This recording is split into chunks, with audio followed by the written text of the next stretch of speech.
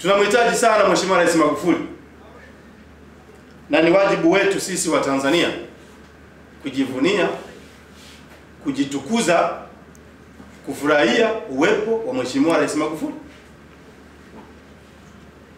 kama ambavyo tumeona mataifa mengine yote duniani wanajivunia marais wao. Mwaka wa 20 huu 2020 ndio mwaka ambao ni muhimu kujivunia uwepo wa Mheshimiwa Rais John Pombe Magufuli. Ni mwaka muhimu kwa Watanzania na ni mwaka muhimu kwa Mheshimiwa Rais Magufuli. Ni mwaka muhimu kwetu sisi wa Tanzania kujivunia uwepo wake. Na ninaomba sana Watanzania wenzangu,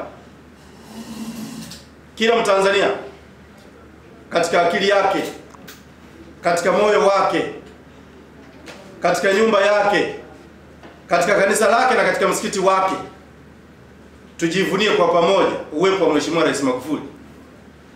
Rais Magufuli ni rais muhimu. Ni rais muhimu kwetu kama Watanzania. Ni rais muhimu kwetu kama wananchi wa Tanzania.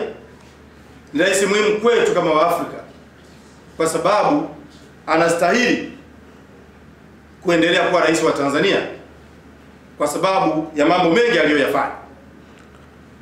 Sina sababu ya kuyataja. Kitu kikubwa ambacho tunapaswa kujivunia uwepo wake ni kuendelea kusimamia amani yetu ya Tanzania. Amani hii ipo kwa sababu ya Rais Magufuli. Uimara wake, uthubutu wake, ukali wake kwenye kusimamia amani ndiyo sababu mpaka leo tuko wamoja. Kwa nini tunamhitaji sana Magufuli kuliko kipindi chochote? Kwa sababu kuna baadhi ya mambo ameyafanya na anaendelea kuyafanya. Mambo hayo, ukiacha amani, umoja na mshikamano, kuna mambo ya msingi ambayo ameyafanya sana. Na mambo hayo tunamaliza miaka 5, mengine akiwa yamekamilika, mengine akiwa yanaendelea kutengenezwa, mengine akiwa kwenye mipango. Sasa hivi kazi inafanyika. Ndio maana nikasema kwa nini tunamhitaji Rais Magufuli. Tunataka amalizie reli ya kisasa. Tunataka Mheshimiwa Rais Magufuli amalizie kazi yake ya bwawa la umeme megawati 2100 zile kule Nyerere Gorge, naitwa lile bwawa litakapoisha.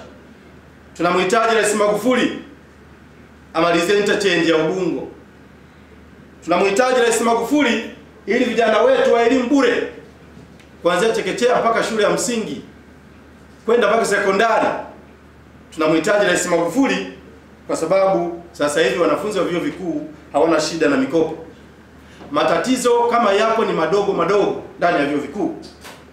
Tunamhitaji Rais Magufuli aendelee kusimamia nchi yetu kwenye nidhamu ya watumishi wa umma. Aendelee kusimamia chama chetu, chama tawala cha CCM, ambacho kilikuwa pia na mapungufu yalikuweko huko.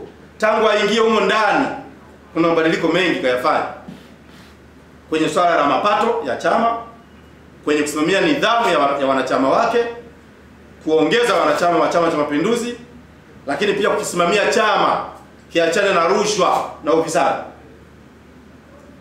Azimio la Arusha hili lilikuwa linaonya mwanachama wa CCM kujihusisha na wizi, kujihusisha na ufisadi na rushwa. Azimio la Arusha hili, kitabu hiki kidogo lakini kina mambo mengi sana. Mheshimiwa Rais Magufuli tunamhitaji aendelee kuiweka Tanzania katika misingi ya kuheshimu na kuheshimiana sisi kama binadamu.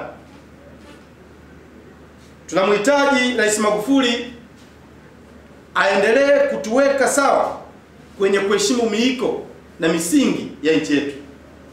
Amerejesha miiko, amerejesha misingi ya utendaji serikalini, miiko ndani ya chama chake, miiko ndani ya watumishi wa umma. Tunamhitaji Rais Magufuli, sisi wanaharakati sisi wa Tanzania wanyonge, wafanyabiashara, tunamhitaji Rais Magufuli kuliko kipindi chochote kile. Amefanya mambo mengi. Binadamu tumeumbwa kwa mambo mengi, na binadamu tumeumbwa, tuna damu. Mheshimiwa Rais Magufuli naye ni binadamu kama wewe, kama mimi. Anahitaji kuheshimiwa, anahitaji kulindwa, anahitaji kutetewa na kusemewa. Ndio maana mimi kama mwanaharakati huru nikajipa hiyo kazi ambayo sijatumwa na mtu yoyote, bila kutumwa na CCM. Upande wa CCM kuna Polepole, upande wa serikali kuna Dr. Abasi, upande wa Ikulu kuna Msigwa. Mimi ni mwanaharakati huru. Kazi yangu hii nilipewa na Mwenyezi Mungu, kwamba kila utawala unakuja na mipango yake na kazi zake, lakini ndani ya tawala hizo kuna vitu vingi vinaibuka humo ndani. Huwezi jua kwa nini awamu ya 5, alafu kwa nini mwanaharakati huru. Kila wakati na majira yake.